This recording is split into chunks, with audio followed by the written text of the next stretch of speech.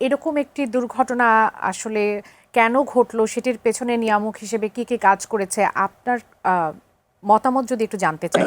কারণ আমি এখানে অনেকগুলো ইস্যু নিয়ে কথা বলা হচ্ছে যে বিল্ডিং কোড মানা থেকে শুরু করে সেই এরিয়াতে কেন স্কুল থাকলো, সেই বিষয়গুলো নিয়ে কথা হচ্ছে।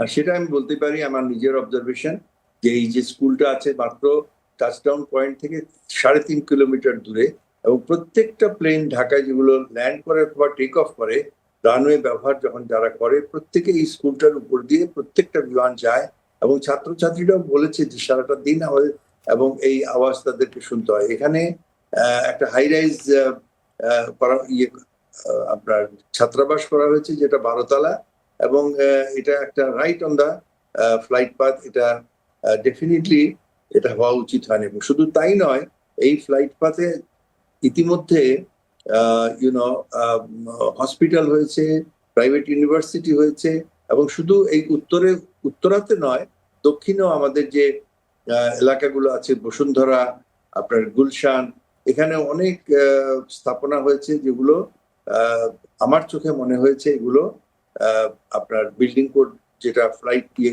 মানা হয়নি আর কি। কিন্তু এরা এত শক্তিশালী গোষ্ঠী যে রাজুক বা সিভিল এভিয়েশনের এই মানে বিল্ডিং কোড না মানার জন্য তাদের পক্ষে কোনো শাস্তি দেওয়া সরকারের মনে হচ্ছে সরকার অপারগ। কারণ এগুলো হলো কিভাবে, এবং এগুলোর পিছনে অনেকগুলো ব্যক্তি স্বার্থ জড়িত আছে।